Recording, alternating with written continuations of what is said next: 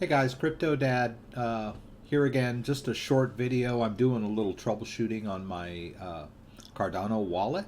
So I wanted to share what I was doing with you guys in case you're having the same trouble. So let's get going.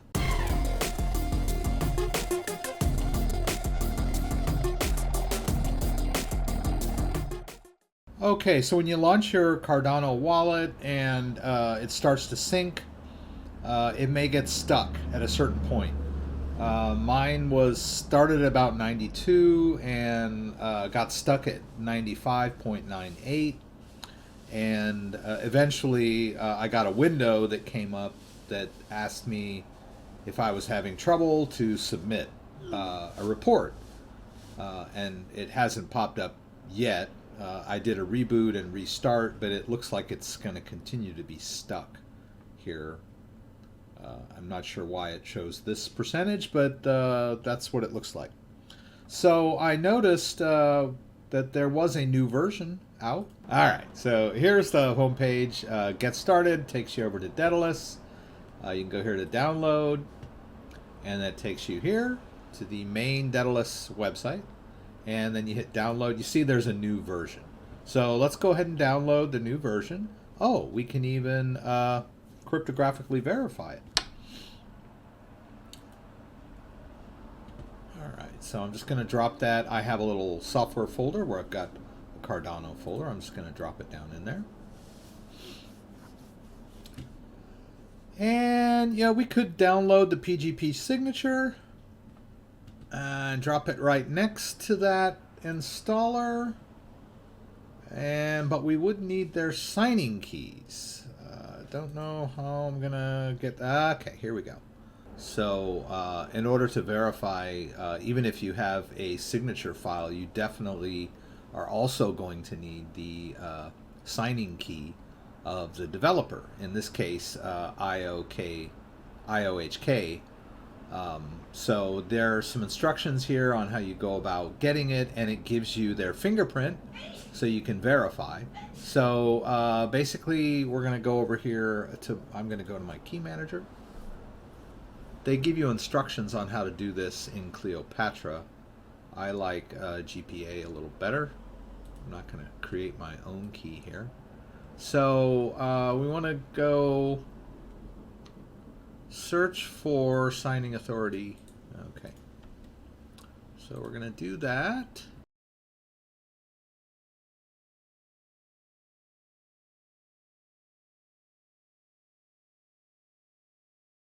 Search. What's going to happen? Hey, there we go. All right, so all I did was put that in my retrieve keys field, and it searched for it, and it found 3 different keys. So we can close this, and you can see I've got these IOHK keys now. All right, and the fingerprint we can verify. So if we go over here and highlight this, we can look and see that the key, or I'm sorry, the fingerprint matches. All right, so that's one level of verification that we've downloaded the right key. Of course, it's the same website telling us to download it that's giving us the key. So if you're going to be vigorous about this, you'll want to do an independent verification.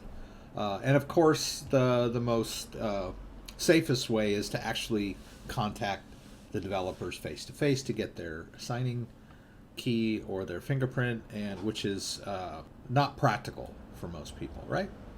All right, so now that I've got their signing key, I can go ahead and do a verification on that signature file. All right, so now that we've got everything lined up, these are the 2 files that I'm interested in. As you can see, they have the same name. That's kind of convenient. So the easiest thing for me, which may not be for you, is I'm going to go ahead and open up a command line window right here. And the easy way to do that so that you're in the right directory when it launches is to hold down your Shift key and right-click, and you'll see that open PowerShell window here. That again. All right, we can just do a dir here, right? And then there's the files that we're interested in. So I'm going to highlight this file, and then I'm going to do a Control-C, right? Then I'm going to start to type my command, which is a GPG verify. Now remember, you have to have the GPG software installed for this to work. So I get a lot of people commenting and they say, oh, when I type that command you told me to type, it tells me it's not there, right? It means it's not installed. All right, so that's a whole nother ball of wax. We won't go there right now. All right, I'm just gonna do a Control V for paste, and I just pasted that very long file name in there. Now I need to add another parameter, which is the name of the file that this is a signature file for, and that's already in my clipboard basically. I'll just hit V again, but this time I'm going to remove that little ASC extension, right? So there's my command line. I've got the GPG command. I'm going to do a verify on the signature file related to the installer file, right? We're verifying this installer file using that signature file that we downloaded, right? We just hit enter, and there we go. All right. So what we want is good signature, right, from the signing authority, right? Now it says unknown here because we downloaded that signing key from the internet, right? And we don't know the developer, and so as far as the software is concerned, it's up to us to decide whether we want to trust the signing key or not, right? That's what this warning is telling us, that it's not a trusted signature. But like I said, we did our due diligence. We verified that the fingerprint was the same, and that's about the best we can do unless we want to go full tilt and contact the authorities, contact the developers, or a lot of times you can sign up for their mailing lists. And then when you get their emails, their periodic emails, they'll give you their new installers with the signatures and the signing keys, and you can independently verify.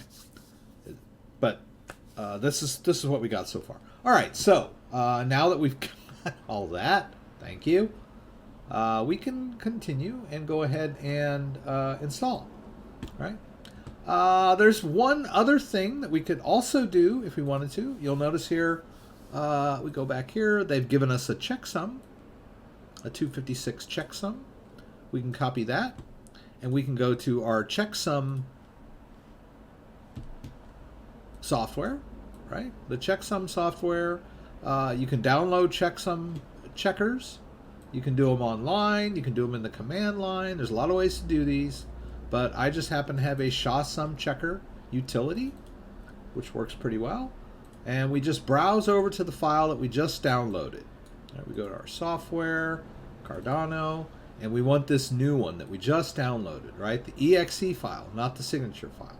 We're verifying a secondary verification, right? All right, it's going to generate that checksum for us, and then we can look down here and see if it matches, right? But we copied it into our clipboard, so we can just paste it in there and hit verify, and we see. So now the Checksum matched, the signature was verified cryptographically, so we can fully trust this installer with our cryptocurrency. All right, so I'm going to go ahead and start to run the new installer. Actually, before I do that, I think I will uninstall the old one.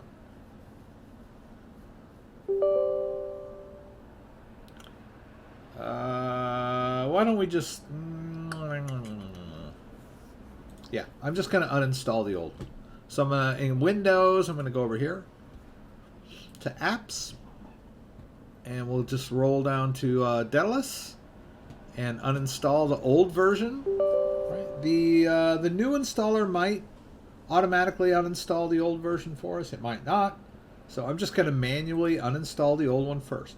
Now, mind you, I didn't delete any cryptocurrency, and I can show you that by going here to the C drive. All right? And I can go over here to my users folder. There'll be a folder with your name on it, and then an app data folder. And you'll notice it's dim. It's normally a hidden folder. So you need to go into View, Options, View tab, and you have to have this activated here. Show hidden files and folders and drives. All right. So then we can, oops. Let's try that again. C drive, users, name, app data, roaming, and Deadalus. Okay, you can see that that folder was not removed when we did the uninstall. All we uninstalled were the working like files of the wallet itself. We didn't uninstall the saved data, you know, the blockchain data. All right, so let's go ahead and install the new one now. I can get everything back up where it belongs. All right, so let's go ahead and run the new installer. Yeah, 1.3.2. That's pretty good.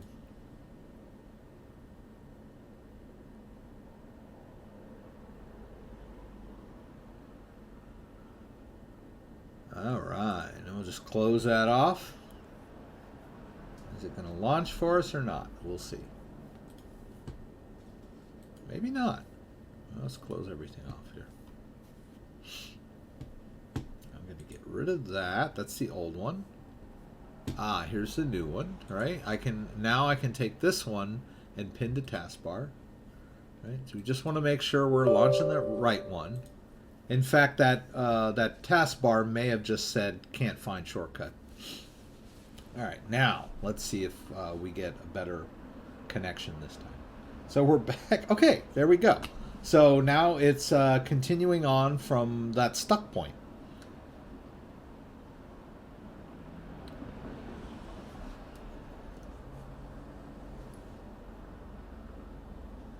All right, I'm going to grab a little more coffee while this syncs. Looks like we're in the home stretch here, almost at 100%. And there we go. And so we've got our sync. All right, so I noticed there's a little recovery wallet in there. I don't know. It may have sort of found that. I think it was from a paper wallet that I recovered at some point. Anyway, we've got our wallet back, right? And we, as you'll notice, there you can have multiple wallets in within Daedalus. And so I'm just going to go ahead and get this shopping wallet up because it's empty, right? I've got a couple other wallets. But the reason I started this whole exercise was because I had some ADA on a cryptocurrency exchange that I was thinking about just dropping in my wallet. So while we're here, I might as well just finish that off so you guys can take a look at how that works. So I'm going to go over to Bittrex. Okay. Alrighty, so now we can just go over here to wallets. And as you can see, I've got a little Cardano here. So what I want to do is withdraw. All right, and so what I need to do is get an address, right? What address? Where am I going to send this Cardano, right? So I'm going to go over here. I'm going to hit receive in my shopping wallet to generate an address, right? And here's the address up on the top. It's pretty simple. I just copy it into my clipboard, and then I can go back over to Bittrex and just paste that guy in there. Let's type in 500.2 and hit withdraw. Right, we'll put in our code, hit withdraw. Okay, so now that we've got our withdrawal, we can go back over here to the Deadalus. Right, go over to summary on that shopping wallet and wait for that 500 to come in.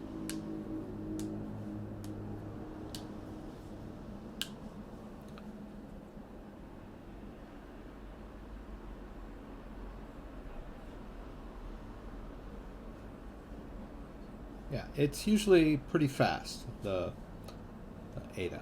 So, and as you can see here, it says transaction pending. So it's going to go through its confirmation process. And once it's completely done with the confirmation process, the 500 ADA will be spendable, right? We have it in the wallet, but it's just not spendable yet until it's gone through the full confirmation, which doesn't take very long either, just a few minutes. All right, so there you go. If you're having trouble syncing, download the new version of the wallet. Uninstall the old version before you install. That's the way I did it. And then install the new version, and you should be good to go. You should finish up your sync and be ready to do any transfers. I'd like to remind everyone that I have a live stream every Friday night, 6 p.m. Pacific Standard Time. Please join me for the live Q&A in LA. Look forward to seeing you there. If you like this video, give me a thumbs up. If you'd like to subscribe to my channel, I would appreciate it. When you subscribe, there's a little bell that you can click that will allow you to be alerted whenever I post new content. Once again, thanks for joining me and hope to see you again soon.